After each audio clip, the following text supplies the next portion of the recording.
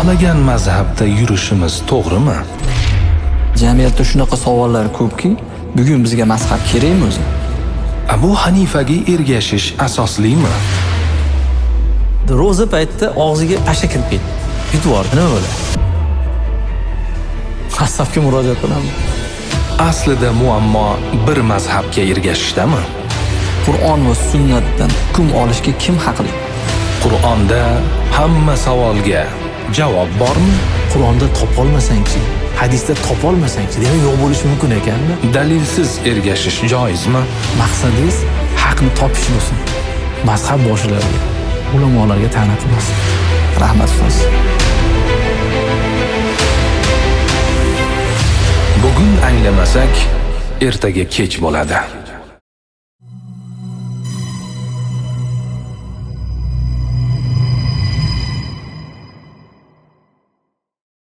Assalomu alaykum qadrli kuzatuvchilar. Bugungi kunda xalqimiz asrlar davomida amal qilib kelayotgan Hanafiy mazhabiga bilib bilmay tuhmat toshlarini otayotgan, mazhabga ergashuvchilarni Qur'on va sunnatga emas, balkim ko'r-ko'rona bir shaxsga ergashishda ayblayotgan holatlar kuzatilib turibdi. Azizlar, bugungi suhbatimizda nega biz bir mazhabboshining gapiga ergashishimiz kerak? Nega dinimizning hukmlarini Qur'on va sunnatdan to'g'ri chiqaravermaymiz? Nega payg'ambarimiz alayhissalomga emas, Abu Hanifaga ergashishimiz kerak degan turli xil shubha gumonli savollarga barham beradigan asosli ilmiy javoblardan bahramand bo'lamiz.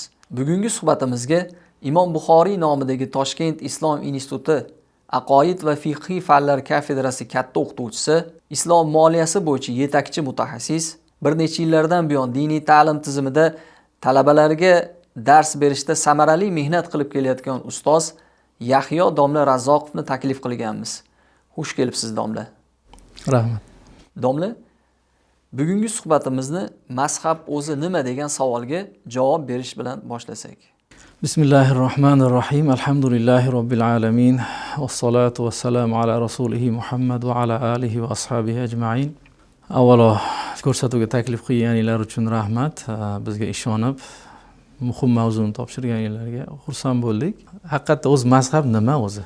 Dindan bir bo'lakmi yoki keyin o'ylab topilganmi? Mazhab degani zahaba so'zidan olingan, o'zbek tilida ketish degan, borish degan ma'noni bildiradi, yurish yoki shunaqa ma'nolarni bildiradi. Mazhab degan so'z. Demak, bu bir yo'l degani, ya'ni bir yo'nalish degani. Hozirgi kunda islom ulamolari mazhablarni madrasalar deb talqin qilishadi. Oyat hadis, ya'ni islom shariatini asli bo'lgan, islom dinining asli bo'lgan oyat va hadislardan hukmlarni olib, ularning ma'nolarini olib, umumiylashtirib, ma'lum qoidalar, qonunlar asosida insonlarga amal qilishga yaroqli qilib, osonlashtirib berilgan yo'llar, madrasalar hisoblanadi. Va bu madrasalar o'zlarini kuchli, zabardast ulamolariga, o'shani o'rganadigan katta-katta olimlariga ega bo'lgan qadimdan va u hozirgacha davom etib ketadi. Ya'ni har bir mazhabning o'zining ulamolari, himoyachilari, davomchilari bor.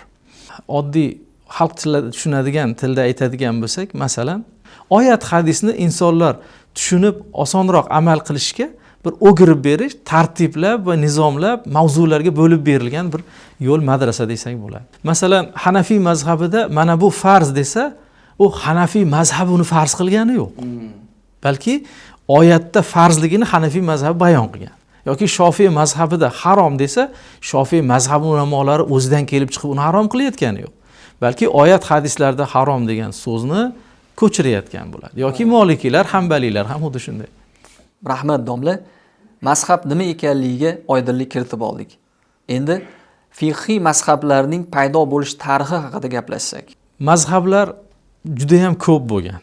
Payg'ambar alayhisolatu vassalomni hayotlik paytlarida sahobiylar o'rtasida ixtiloflar chiqqan va ixtiloflar borasida u zotning huzurlariga borishardi va masala hal bo'lardi. Bir narsani tushunishimiz kerak. Aslida hukm Alloh taoloning haqqi. Biror bir narsa borasida haq, botil hukm chiqarish Allohning haqqi. Payg'ambar alayhisolatu vassalom Alloh taoloning huzuridagi haqni bayon qilishga muvakkal qilingan rasul sifatida yuborilgan elchi sifatida Alloh taoloning rasuli, ya'ni elchisi. insonlarni tilida gapiradigan u kishi, insonlarni holatini, vaziyatini tushunadigan bir insonlarning o'zidan bo'lgan, oralaridan bo'lgan bir eng komil, mukammal bir axloq va ilm, diyonat, farosat jihatidan ham, ya'ni aql, idrok va jismoniy jihatdan ham eng yetugi bo'lganlar va u kishini Alloh subhanahu va taolo o'zi rioya qilib, tug'ilgandan to shu 40 yoshga yetgunicha Alloh taolo o'zi rioya qilgan va mana shu payg'ambarlikka tayyorlagan, tarix ham toza inson bo'lganlar va vahiy yuborgan va mana shu omonatni Alloh subhanahu va taolo u kishiga topshirgan. Endi o'sha payg'ambar alayhisolatu vassalom paytlarida sahobalar ixtilof qilsa, demak u kishi Allohning nazdidagi haqiqatni bayon qilardilar. Bunga shak yo'q. U kishi gapirgan gap Allohning huzuridagi haqiqat. Bunga hech kim shak qilmaydi. Endi u kishi vafot qilganlardan keyin ham masalalar qolgan, ilojsiz. Sahobiylar davrida nizolar chiqadigan bo'lsa, endi Rasulullohga murojaat qilish iloji yo'q. O'z-o'zidan endi kimga murojaat qilinadi? Rasululloh sallallohu alayhi vasallam huzurlarida ko'p yurgan, u kishining huzurlarida u kishi ilmini iqror qilgan sahobiylarga murojaat qilinadi. Ular endi tabiiyki Allohning huzuridan to'g'ridan-to'g'ri vahiy bilan qo'llab-quvvatlanmaydi. Endi ular to'xtagan, endi yangilanishi, ko'payishi imkoniyati yo'q bo'lgan vahiy va sunnatga murojaat qilishdan boshqa chora yo'q. U to'xtagan. Endi uni o'z-o'zidan sahobiylarning o'rtasida ham tushunishda ixtilof chiqqan. O'sha paytning o'zida sahobiylarning hayotlik paytlarining o'zida bu Abu Bakrning fatvosi edi, bu Hazrat Umarning fatvosi edi, bu Hazrat Alini, bu Ibn Abbosning, bu Ibn Umarning fatvolari, bu Ibn Mas'udning fatvolari degan narsalar mashhur bo'lib ketdi. Hozir mazhab deganda oddiy inson 4 ta mazhabni tushunadi. Unaqa emas. Mazhablar juda ko'p bo'lgan. Sahobiylarning zamonidan falonchining mazhabi degan so'z tarqalgan. Eng mashhurlari Ibn Mas'udni, Ibn Abbosni, Ibn Umarni mazhablari tarqalgan. Va ularning shogirdlari. Mana xususan Hanafiy mazhabi ulamolari Ibn Mas'ud radhiyallohu anhu, Hazrat Alini radhiyallohu anhularni so'zlariga ko'proq markazlashgan, ya'ni. Demak, mana shu holat sodir bo'lgandan keyin o'z-o'zidan keyin tobiinlarning davrida bu yana ham kengaydi. Chunki oyat hadislarni tushunishda ahli ilmlarning soni ko'paygan sari, murojaat qilinishga yaroqli bo'lgan ilmlilarning soni ko'paygan sari, ular endi o'zi tushunganini javob bergan sari mazhablar soni ko'payib borgan. Ko'payib borgandan keyin hamma yurtlarda barcha ulamolar o'zining nazdidagi haqiqatni aytavergan, ixtiloflar chiqavergan. Ba'zi bir nizolar ham chiqqan. Bu nizolar shogirdlar tomonidan bo'lgan. Hozir ham shunaqa-ku, mazhab boshilar o'zlari qanchalik bir-birini qattiq hurmat qiladi. Imom Shofiyni Abu Hanifa rahmatullohi alayhi haqida aytgan gaplari, Imom Abu Hanifa rahmatullohi alayhini Imom Malik haqida, boshqalar haqidagi, o'zining zamondosh ulamolar haqidagi iliq so'zlarini, yaxshi maqtovlarini bilamiz.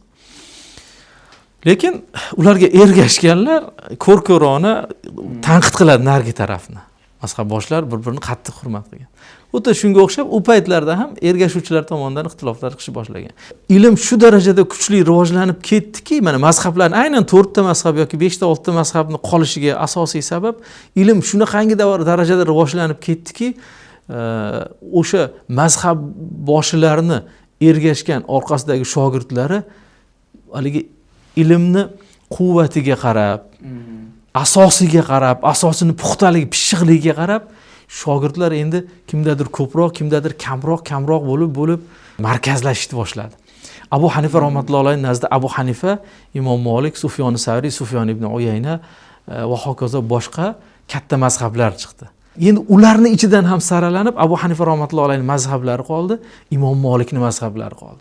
Keyingi bosqichlarda Imom Muhammad, Imom Abu Yusuf bo'lsalar, ularning safdoshlari ulardan keyinroq Imom Shofiy va ularning zamonlarida keyin Imom Shofiyning mazhabi, keyinchalik Imom Ahmadning mazhablari Soid deydi, yangi shakllanib orqasidan shogird qoldiradigan mazhabga aylandi. Qolgan mazhablarning shogirdlari himoya qila olmay qoldi. Mazhabini quvvatini, sanadini, asoslarini himoya qilib orqasidan shogird chiqara olmay qoldi.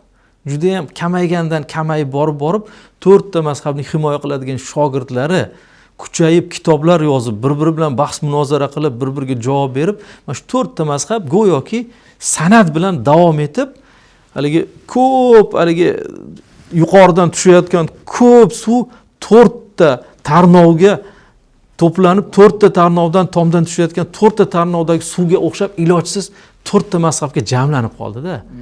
Bu narsa endi hijriy 400-500 yillarda hal bo'lgan narsa.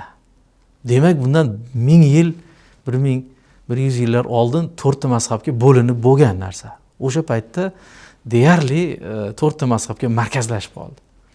Shundan mazhablar paydo bo'lgan. Shunday. Rahmat ustoz, birato'la 2 savolga ham javob berib o'tdingiz. Nima uchun bugungi kunga kelib o'sha to'rala mazhab qolgan? Va bularning ichida aynan bizni mintaqalar va musulmonlarning aksariyati Abu Hanifaga ergashadi. Bu savollarga javob oldik. Endi bugungi kunda bizga mazhabga ergashish qanchalik zarur? Masalan, mazhab siz ham namoz o'qishimizni, sunnat, Qur'onga amal qilishimiz mumkin. Lekin jamiyatda shunaqa savollar ko'pki, bugun bizga mazhab kerakmi o'zi? Judayam to'g'ri savol. Mazhabga ergashish kerak, mazhab 4 ta deramizku. Bu faqat Hanafiylar da'vo qiladi buni deb o'ylaydi. Unaqa emas.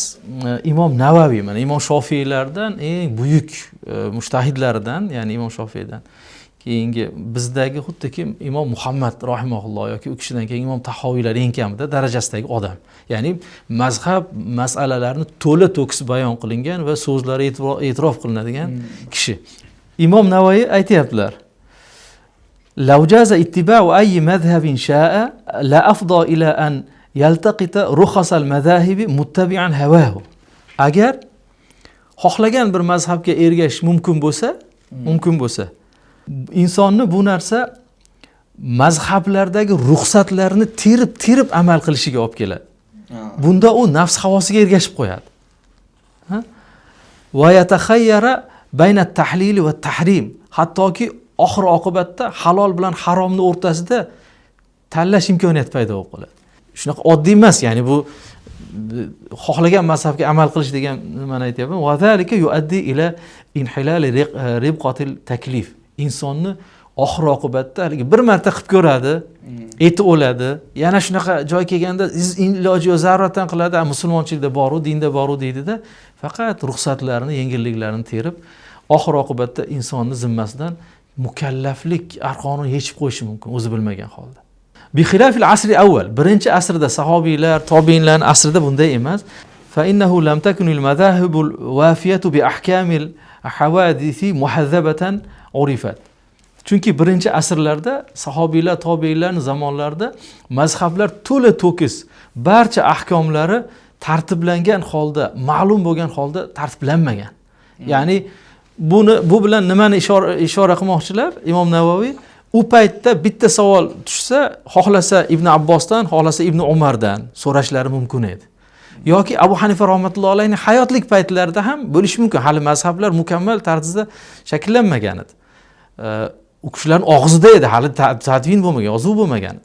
Xohlasa Imom Abu Hanifadan so'rashi, xohlasa Imom Sufyon Savriydan yoki bo'lmasa Ibn Abu Laylodan so'rash mumkin edi. Tobiinlardan, taba tobiinlardan. Unda mumkin edi, chunki insonni u nafsiga ergashayotgani yo'q, haqni qidiryapti. Fa'ala hada yalzamuhu ay yajtahida fi ikhtiyari madhhabin yuqallidu ala ta'yin.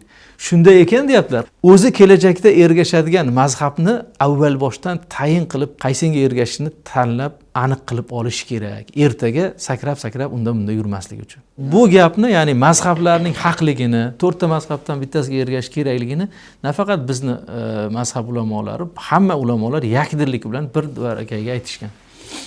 Xo'p, mana yuqorida aytildi, o'sha paytlarda va hozirgi zamon taqqoslaganimizda o'zi Qur'on va sunnatdan hukm olishga kim haqli?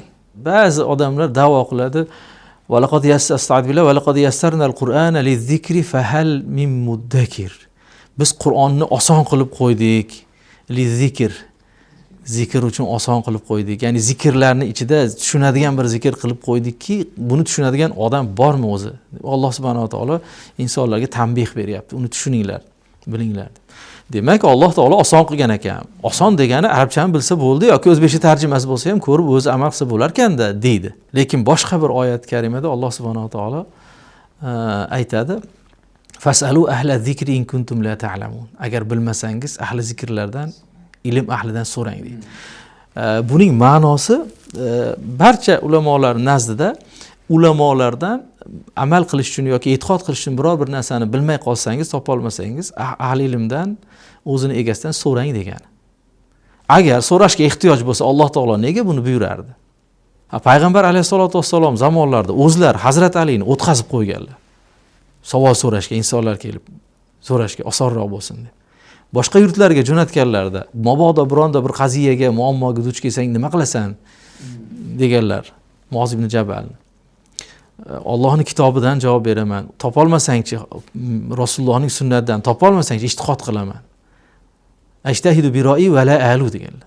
Ra'yim bilan ijtihod qilaman, bo'sh kelmayman deganlar. Dinni himoya qilib, unga haq nimani javobni topib berishga o'zim ijtihod qilaman.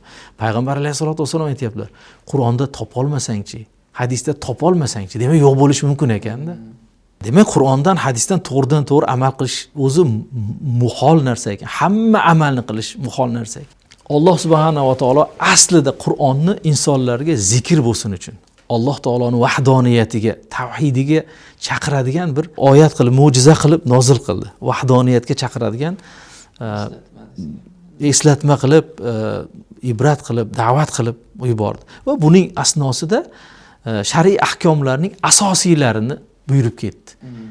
Masalan, hattoki namoza qanaqa farz, lekin namozni vaqtlari yo'q, necha rakatligi yo'q. Shu darajada muhim amal bo'lsa ham Alloh subhanahu va taolo bomdod 2 rakat demagan. Qarang.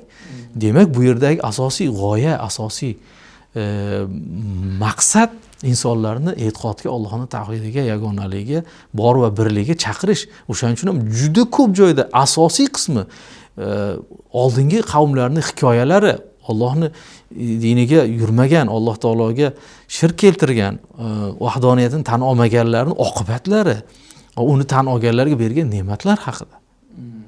Shuni mana Fotiha surasidan boshlanadi bu narsalar.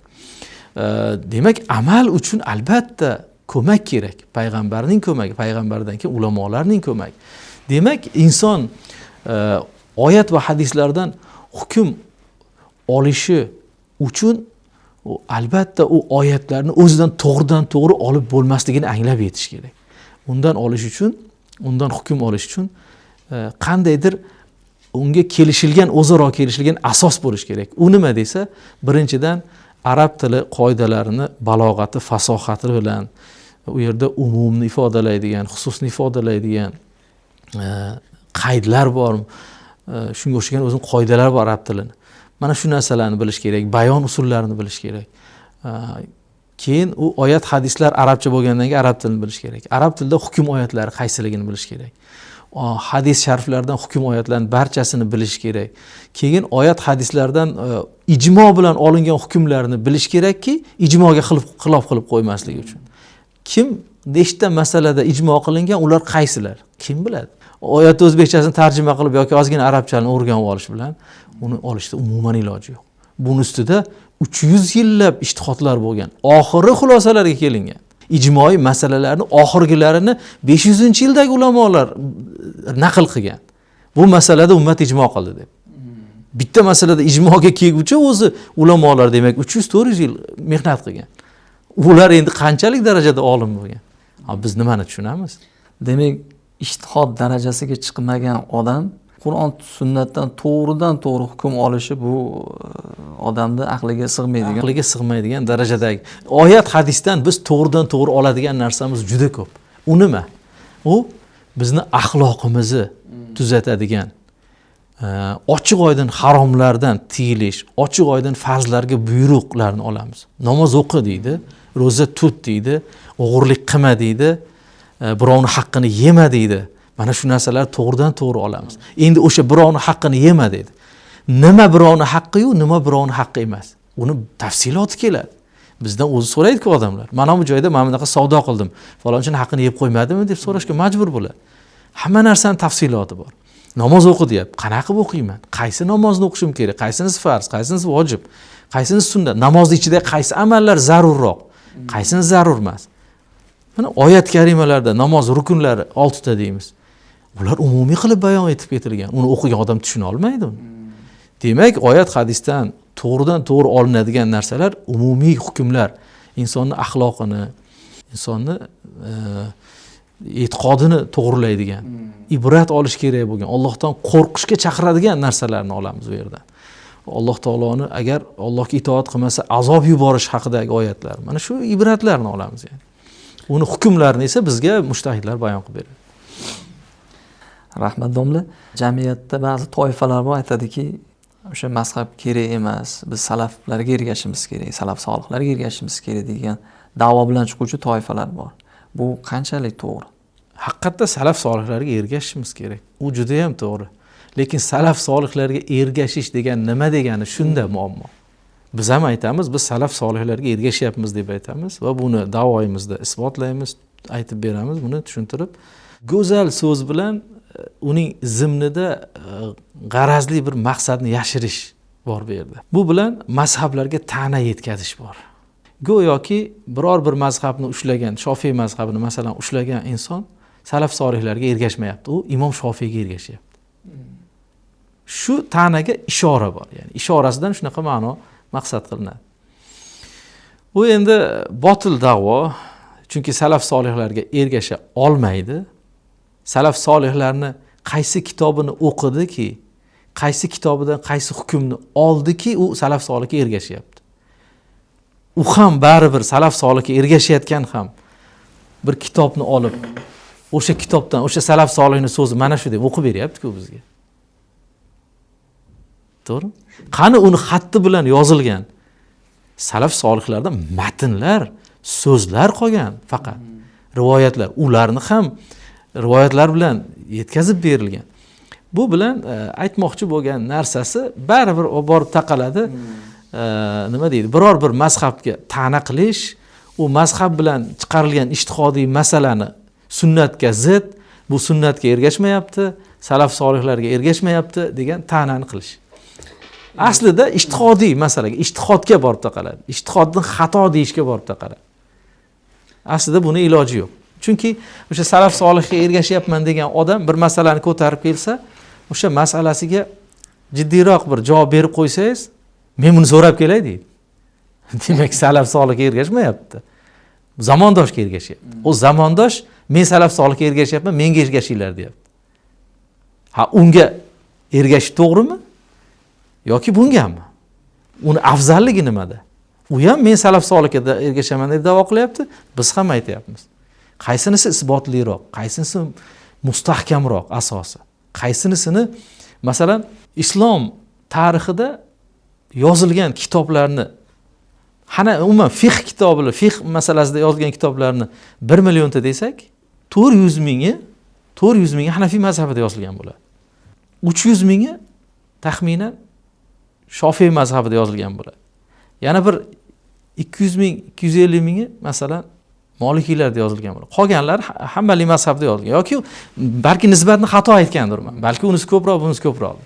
Lekin boshqa kitob yo'q deyarli. U salaflarga ergashaman deganlarning sanadi yo'q. Qaysi kitobga, qaysi sanatga ergashyapti? Bugunga kelib turib o'sha 1 millionta hadis kitoblarning hammasini o'rtaga qo'yib olib, undan bundan olayotgan bo'lsa, u nima asosda olyapti? Nima asosda olyapti? Uni boshqa kitobi yo'q-ku salaflarga ergashaman degan da'vosida. Qani sanadi? Bizga ko'rsatib bersin. Qani o'sha sanad qani? Qaysi ulamolardan davom etib kelyapti? Kitobi qani uni?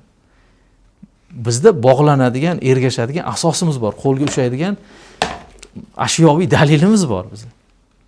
Millionlab aytayapman-ku, minglab emas, u millionlab kitoblar bor. O'shanaqa ergashadigan asos yo'q. Ular 4 ta mazhab kitobni olib turib, 4tasidan tanlashni salaflarga ergashish deb tushuntiryapti. Bu xatoda. Xo'p, domla mazhab haqida gaplashdik. Mazhablarning paydo bo'lishi, mazhab nima ekanligi haqida bilib oldik. Endi keling, endi mazhabga ergashmaslikni oqibatlari ham bormi? Biror bir mazhabni, Hanafiy mazhabiga ergashmaslikni qanaqa oqibatlari bor? Hamma yurtlarda o'zini mazhabi g'olib mazhablar bor. Masalan, biz yurtlarda endi Hanafiy mazhabi, arab yurtlarida ko'proq Shofiy mazhabi, Shimoliy Afrika hududlarida ko'proq Imom Malik mazhablari tarqalgan. Afrika mamlakatlarining qolganlarida ham Hanbali mazhabi juda ham kam. Saudiya hududida yana ba'zi bir arab mamlakatlarining hududlarida tarqalgan. Bular hammasi haq mazhablar. Bunda muammo yo'q. Endi bitta joyda bitta mazhabga ergashmasdan boshqa mazhabni tanlasa, o'ziga muammo kelib chiqadi. Chunki u mazhabni barcha masalalarni, barcha hukmlarni bilmaydi. Undan tashqari harom halol masalalar bor bu yerda. Masalan, bismillohni aytmasdan musulmon so'ygan bo'lsa, u endi halol degandan keyin hamma urfga aylanib ketib qoladi. Masalan, qassobxonalarda musulmon bo'lsa bo'ldi degan shart bo'lgandan keyin bismillohni aytish e'tiborsiz narsaga aylanib qolishi mumkin. Sunnat deydi-da, e'tibor qilmay hamma go'shtlar shunaqa so'yiladi. Endi u yerda bir odam men Hanafiy mazhabiman deb da'vo qilib, Hanafiylarga ergashaman desa, u endi go'sht yemaslik kerak bo'ladi-da. U hammani harom yeyapti deb keyin ta'na qilish kerak bo'ladi. Ta'na qilishga olib keladi. Senlar deydi harom yeyapsan deydi. Chunki harom, najosat bu deydi. U oshxonalarda shunaqa ovqatda pishirilgandan keyin oshxonaga kirib ovqat yemaydi. O'z-o'zidan tushunmovchiliklar. Ya'ni bir inson bir narsani qabul qilmagandan keyin uning holati lisonul hol deydi-ku, uni holati qolganlarning aybdorligini ko'rsatadigan bir holat bo'lib qoladi. Yoki aksincha, masalan, Hanafiy mazhabi yana o'sha joyda men Hanafiy mazhabiman desa, ular vitrni 3 rakat o'qiydi, lekin 2ta salom bilan o'qiydi. Ramazonda masalan iqtido qiladigan bo'lsa, muammo kelib chiqadi. 2 rakat o'qigandan keyin salom beradi. U namoz durust bo'ladi, lekin 1 rakat o'qiydi keyin. U 1 rakat bizni Hanafiy mazhabi namoz emas. Demak, unga iqtido qilmasdan hammani oldida jamoat ichida safda o'rtasida o'tirish kerak bo'ladi. Yoki bo'lmasam uni o'ziga qiyinchilik. Yoki bo'lmasam haliga aytganda jamiyatda odamlarni o'z-o'zidan tushunmovchilikka olib kelgandan keyin undan kimdir so'raydi, nimaga deydi. U o'zini narsasini isbotlashga urinadi. Aslida biz muammoni-chi bitta mazhabga ergashishda ko'rmaymiz. Mayli insof qilib bitta mazhabni olib amal qilsa bosh ustiga.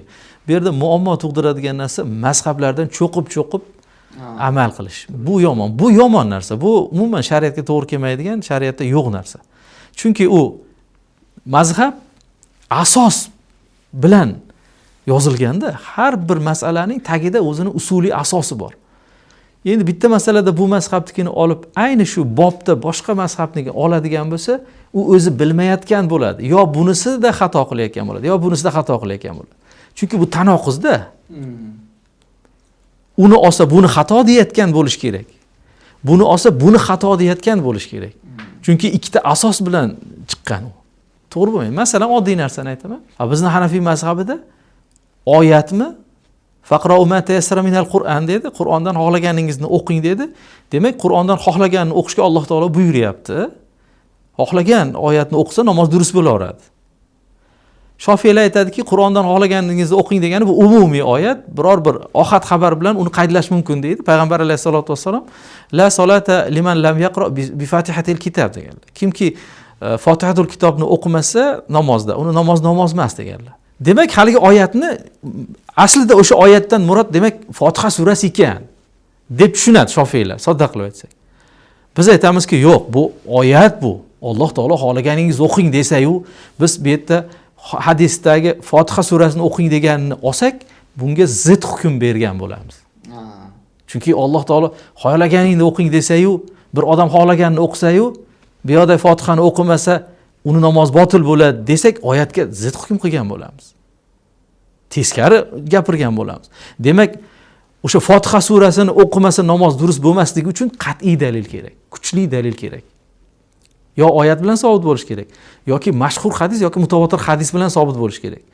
Fotihatul kitobni nimada namozda o'qish haqidagi hadis esa ohad xabar. Bitta, ikkita sahobiylardan rivoyat qilingan ohad xabar. Sahihligida shak yo'q. Sahih bo'lgani uchun biz vojibga hukm qilib olamiz uni. Vojib deb aytamiz. Ataylab kimdir Fotiha surasini o'qimay namozda o'qisa gunohkor bo'ladi, lekin namoz durust bo'ladi. Qarang, masala usulga borib taqalyapti-da, usulga. Hanafiy Abu Hanifa rahmatullohi alayhi u kishining shogirdlari kashf qilgan usulga borib taqalyapti. Imom Shofiy u kishi kashf qilgan aslga borib taqalyapti. Bu yerdagi odam buni Hanafiylar hadisga amal qilmayapti deydi. Amal qilyapmiz-ku, vojib deb aytyapmiz-ku. Nima deyish kerak yana? Mana shu joyda shunday savol tug'iladi. Mazhab Qur'on va sunnatga zidmi? Mazhab degani bu nima deydi? Bu yo bir kitob emas. Mazhab degani bir moddiy ashyo emas yoki bir ko'chadan olib kelingan bir g'oya emaski, uni Qur'on va sunnatga zid yoki zid emasligi haqida savol qo'yilsa. U Qur'on va hadisning tafsiloti-ku, bayoni-ku. U zid bo'lmaydi u. U o'sha Qur'on va hadisning o'zi shu mazhab o'zi. Savolni nimadan kelib chiqib berdim? Ba'zi toifalar bor. Mazhab deysan, mazhab keragi yo'q. Yoki bo'lmasam o'sha Qur'onga yoki hadisga go'yoki ziddi tasavvurlarni paydo qiladigan ixtilofli savollarni, masalalarni jamiyatda tarqatishga harakat qiladi. Shuning uchun buni tinglovchilar uchun yanada tushunarli bo'lish uchun berdim. Demak, mazhab, unga ergashishlik bu hech qachon Qur'onga yoki sunnatga zid bo'lmagan, siz aytgandek, balkim o'sha shariatni to'g'ri tushunish uchun mo'min musulmonlarga bu yordamchi bir qo'llanmaday deb tasavvur qilsak. Masalan, oddiy savolda ro'za paytida og'ziga pasha kirib ketdi. Yutib yubordi, nima bo'ladi? Nima qilamiz endi? Oyat, hadisga murojaat qilaylik. Oyat, hadisdan olaylik shuni. Iloji yo'q-ku. Bu nozila deydi. O'sha oyat, hadislar bu usulni ifodalab beradi. Alloh subhanahu va taolo bir masala haqida hukm aytdimi? Safarda ro'zangizni ochsangiz zarar yo'q, dedimi? Bo'ldi. Endi safarni nimaligini aniqlashimiz kerak. Ro'zani ochsa yaxshiroqmi, tutsa yaxshiroqmi? Endi bu ham nimalarda ham keladi. O'ziga yarasha o'sha xo'p ruxsat beribdi, o'shani o'rniga nafl tutsa-chi endi. Buni orqasidan o'nlab, yuzlab furuat masalalar kelib chiqadi. Unga kim javob beradi? Yo'q, biz o'sha ro'zani ochsa bo'ladi degan, bo'ldi, boshqa masalani ko'tarmaymiz deb bezrayib o'tiraveramizmi? Insoniyatga ehtiyoji tushadi-ku axir bunga. To'g'rimi? Xo'p, masalan, o'sha paytda masalan safarda bo'pmay ro'za ham tutdi deylik, Ramazon ro'zasini. Tutdi. Lekin u tutmasa ham bo'lardi-yu deb buzdi ro'zani, buzib yubordi. Payg'ambar alayhisolatu vassalom qasddan ro'zani buzib yuborgan odam kaforatini aytganlar. 60 kun ketma-ket ro'za tutib berish kerak. U safarda buzdi-ku, endi nima qilamiz? Haligi o'zi ro'za tutmasa ham bo'laveradi degan ruxsat unga yengillik beradimi yo'qmi? Bu Ramazon ro'zasini buzdi. O'sha Ramazon kunida buzdi. Nima deymiz? Mazhabga murojaat qilamiz. Qani o'sha oyat, hadisdan hukm oladigan olsin o'zi. Va olganiga bir asos keltirib bersin. Keltirib bera olmaydi-ku. Mazhab qanaqa qilib oyat, hadisga zid bo'lsin? Oyat, hadisda ochiq bayon qilinganlarni hamma mazhab ochiq bayon qiladi va oyat, hadisda kelmagan nozilalar, furuat masalalarni o'sha oyat, hadislarni hukmidan o'rganib, demak Alloh bunaqa hukm qilgan ekan. Biz ham mana shu joyda asl nima ekan deb o'rganib hukm qilamiz. Bizda bitta gap gapiraman men ko'p. Al-mansusatu g'ayru ma'lulatin. Al-mansusatu ma'lulatun. Bu degani barcha sarohatan oyat, hadisda kelgan hukmlar hech qanday illati qidirilmasdan amal qilinadi. Sababi nima uchun buni Alloh taolo farz qilgan ekan deb tagini surishtirib o'tirmasdan amal qilinadi o'ziga. Lekin bir paytning o'zida o'sha masalaga boshqa yangi paydo bo'lgan masalalar qiyos qilinishi uchun Alloh nima sababdan hukm qilgan ekan deb qidirib topiladi. Alloh taoloning hukmini muhokama qilish uchun emas. Allohning hukmini, Rasululloh sollallohu alayhi vasallamning hadislarini o'z aqlga to'g'ri kelarmikin deb muhokama qilish uchun emas, balki boshqa masalalarni unga qiyos qilish uchun uni illati, ya'ni bizlar illat deb aytiladi, sababi o'rganiladi. Va o'sha bitta hukm sababini topgandan keyin yuzlab bu yoqdagi masalalar unga qiyos qilinib chiqariladi. Tushunarli domla. Aytingchi, mazhabga ergashish vojibmi? Mazhabga ergashish vojibligi oyat, hadisda sarohatan kelmagan.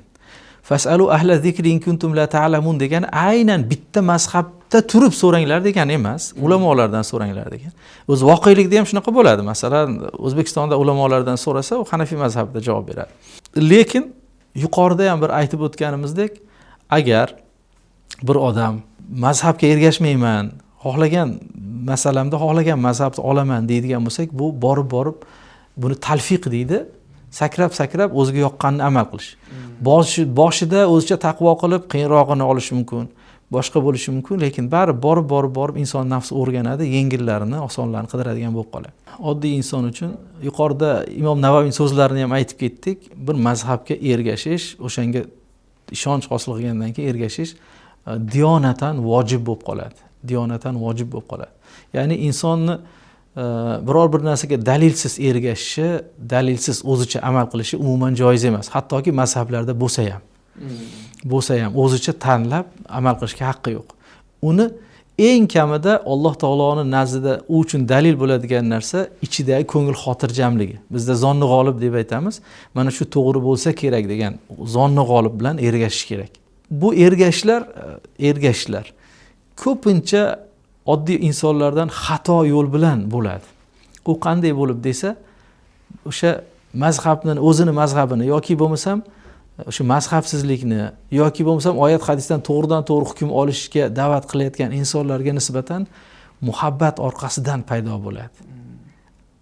Asosdan emas, asosga ko'ra emas. O'shanga nisbatan mehr yoki ikkinchi tomondan o'zini atrofidagi ulamolarga nisbatan nafratdan paydo bo'ladi. Haqni qidirishdan emas. Haq bo'laveradi, zolimni qo'lida bo'lsa ham.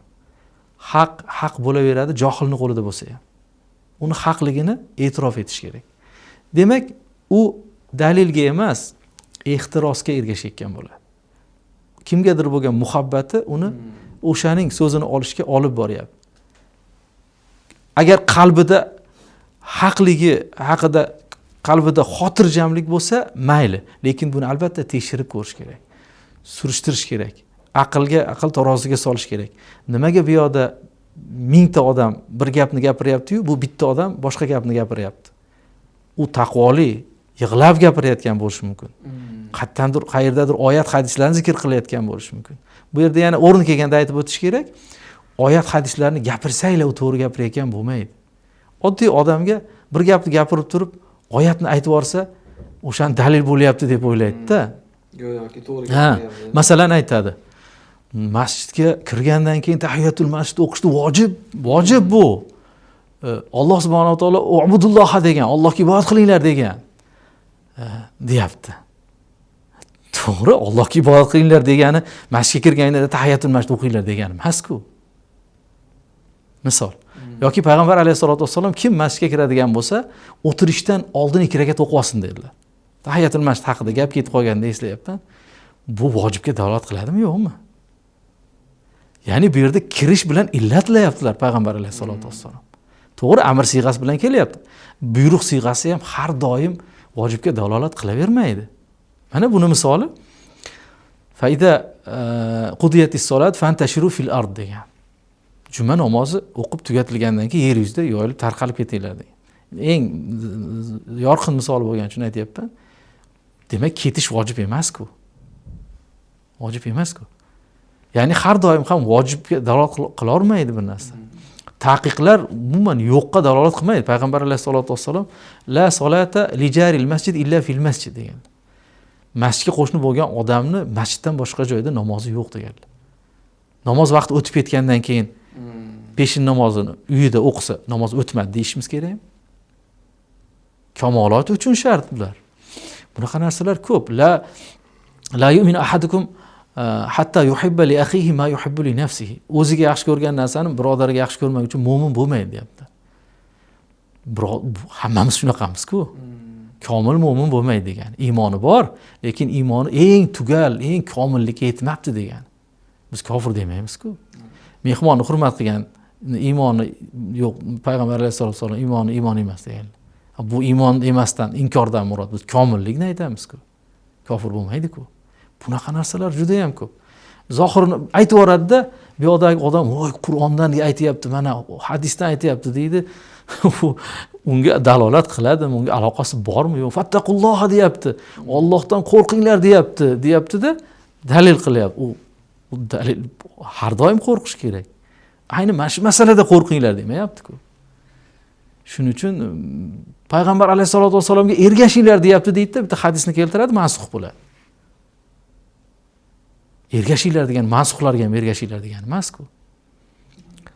U dalil bilan ergashinglar degan. La taqfu ma laysa laka bihi ilmun. O'zingda ilm bo'lmagan narsani orqasidan ergashma degan Alloh subhanahu va taolo. Bilib ergash. Bila olmadingmi? Bilganiga, bilayotganiga shak qilmaydiganing, yaqinan o'sha haqda deb qalbing xotirjam bo'layotganiga ergash degan. Rahmat ustoz. O'ylaymanki, tinglovchilarimiz foydali javoblarni, ilmiy asosli javoblarni oldi. Tinglovchilarga jamiyatimizdagi turli xil toifalardan chiqayotgan fikrlarga aldanib qolmaslik, jamiyatda dinimizni to'g'ri anglab va unga amal qilish uchun qanday nasihat, qanday maslahatlaringizni bergan bo'lar edingiz? Birinchi o'rinda aslida qasdingiz haqni qidirish bo'lsin. Maqsadingiz haqni topish bo'lsin. O'sha kimlargadir ergashayotgan, kimlardir so'zini ma'qullayotganingiz sizni kimgadir bo'lgan nafratingizdan kelib chiqqan intilish bo'lmasin. Haqni qidirish orqasidan yuring. Ikkinchidan, qadim o'tgan ulamolarga, bizni dinimiz saqlanib qolishiga sababchi bo'lgan buyuklarimizga til uzatishdan juda ehtiyot bo'lish kerak. Til uzatishdan juda ehtiyot bo'lish kerak. Ular Alloh taoloning valilari. Qiyomatda Alloh taolo bunday insonlardan intiqom oladi. Ularga nisbatan ta'na qilganlardan. O'zimiz qulog'imizga ham chalinib qoladi, o'ta og'ir gaplarni gapirishadi. O'shaning uchun ham arab tilida so'zni kalom deydi. Kalim degan so'zdan. Bu so'z kesish, jarohatlash degan ma'noni bildiradi. Til jarohatlaydigan narsa bo'ladi. Jarohat beruvchi narsa bo'ladi. Insonning qalbidagi jarohatni keltirib chiqaradi. U tuzalmaydigan, yamalmaydigan jarohatga olib keladi. Endi bu jarohat kimga nisbatan aytilayotganiga bog'liq bo'ladi. Ularni o'zlari o'tib ketgandir, lekin Alloh taolo uni yozib qo'yadi. O'sha ta'nasi haqida qiyomatda o'sha shaxsning oldida javob berish kerak bo'ladi. O'qisin, tarixni o'qisin. O'sha u til uzatayotgan insonlar, buyuklar, ulamolarimiz, daholarimiz haqida o'zini zamondoshlar nima degan ekan? Eng to'g'ri baho bo'ladi bu. Bugungi kundagilar kim? Bugungi kundagilar kim ularning oldida? O'sha eng to'g'ri baho bo'ladi. O'shandan ibrat olsin. O'shalar maqtagan bo'lsa, yomon ko'rsa ham indamay qo'yaversin. O'ziga oxiratda jabr qilib nima qiladi? Lekin boshqalarga ta'na qilmasin. Haqqa chaqiryapman degan ehtirosli g'oyalar orqasidan ergashgan bo'ladi. O'sha haqni oldin tekshirib olsin. O'sha chaqirayotgan haqqi kimdan chiqyapti? Qanaqa maqsadlardan chiqyapti, kelib chiqyapti? O'sha narsalarga bir nazar solsin. O'sha kimnidir amalsizligi qaysidir mazhab insonlarini uni o'sha mazhabdan nafratlanishiga olib kelayotgan bo'lsa, marhamat, boshqa mazhabni tanlasin, lekin mazhab boshilariga, ulamolarga ta'na qilmasin. Bu yomon oqibatga olib keladi. Ilmni qayerdan, kimlardan olish kerak? Din haqida kimlarga murojaat qilish kerak? Mazhab, shariat ilmlarini ishonchli manbalarni qayerdan oladi? Kimlarga murojaat qilish kerak? Yoshlarimizga qiladigan nasihatlarimiz o'zini dinini shakllantirishda juda ehtiyot bo'lishlari kerak. Ishonchli manbalardan, ishonchli payg'ambar alayhisolatu vassalom zamonlaridan hozirgacha silsila bilan, san'at bilan uzilmasdan butun insoniyatni tarixida hammani e'tirofi bilan kelayotgan yo'llarga ergashish kerak. Ular 4 mazhab, e'tiqodda esa Imom Ash'ari va Imom Moturidiylarga nisbat beriladigan ahli sunna val jamoa e'tiqodi. Mana shuni tanlash kerak. Chunki haliga aytganimizdek, butun insoniyat tarixidagi islom dini deb yozilgan kitoblarning 99.9% o'sha ikkita aqida mazhabi va 4 ta mazhabga tegishli. O'ylamasin, o'zi ergashmoqchi bo'lgan qaysidir nimalarni asoslari bor deb oldin o'rgansin. Internetlarda chiqadigan ma'lumotlar, bu narsalarga ishonch yo'q. Internetda bilasiz, g'oyaviy kurash ketadi. Kimgadir targ'ib qilinayotgan bo'ladi. Nima bir inson butun hayotini internetga ma'lumot kiritish bilan u bekordan bekor o'tiribdimi? Yo'q, undan tirikchilik qilyapti. Tirikchilik qilgandan keyin tabiiyki u nimadir maqsadga xizmat qilayotgan bo'ladi. ya'ni internetlardagi yoki odamlarni og'zida aylanayotgan gaplarga uchmaslik kerak. Rahmat ustoz, bugungi manfaatli suhbat uchun sizga Muslim.uz jamoasi nomidan, Muslim Podcast jamoasi a'zolari nomidan o'zimizni minnatdorchiligimizni, tashakkurimizni izhor etamiz. O'ylaymizki, keyingi suhbatlarda yana bugungi kunning eng muhim mavzulari, dolzarb mavzularni siz bilan yana studiyamizda suhbatlashamiz degan umiddaman. Rahmat ustoz. Hurmatli yurtdoshlar, dinimiz ta'limotida mo'tadillik g'oyasi yotadi va unga ergashish insoniyatni hech qachon zalolatga boshlamaydi. Zero dindagi mo'tadillik e'tiqod, amal, ilm va axloqda Qur'oni Karim, hadis shariflar va ulamolarning so'zlarini mahkam ushlash bilangina yuzaga chiqadi. Biz vasatiya mo'tadillikni yaxshi tushunish uchun g'ulu, ya'ni haddan oshish va kamchilikka yo'l qo'yish masalalarini yaxshi bilib olishimiz kerak. Chunki mo'tadillik mana shu ikki nuqsonli ish o'rtasida bo'ladi. Rasululloh sallallohu alayhi va sallam albatta bu din osonlikdir. Kim dinda ashaddiylashsa, din uni yengmay qo'ymaydi deganlar. Imom Buxoriy rivoyati. Mazhabga ergashish ayni dinda mo'tadil bo'lishning o'ziga xos yo'lidir. Imom Abu Hanifa, Imom Malik, Imom Shofiy, Imom Ahmad kabi ulug' ulamolar Qur'on va sunnatni chuqur tushunib, mazhab asoslarini tuzishgan. Boshqa hadisda Rasululloh sallallohu alayhi va sallam men va xulafoi roshidinlarning yo'lini mahkam tutinglar deganlari mazhabsizlikni da'vo qilayotganlarning gaplari puch ekaniga dalil bo'ladi. Chunki payg'ambarimiz faqat oyatga hamda o'zlarining sunnatlarigagina emas, balki o'zlaridan keyingi mujtahid ulamolarning yo'lini tutishlikka ham ishora qilmoqdalar. Shunday ekan, ixlos bilan amal qiling, lekin doim ilmga suyaning. Mazhablarni inkor etmang, zero ular birlik ramzidir. Ey odamlar, dinda haddan oshishdan ehtiyot bo'linglar, chunki sizdan avvalgilarni dinda haddan oshish halok qilgan. Ibn Moja rivoyati.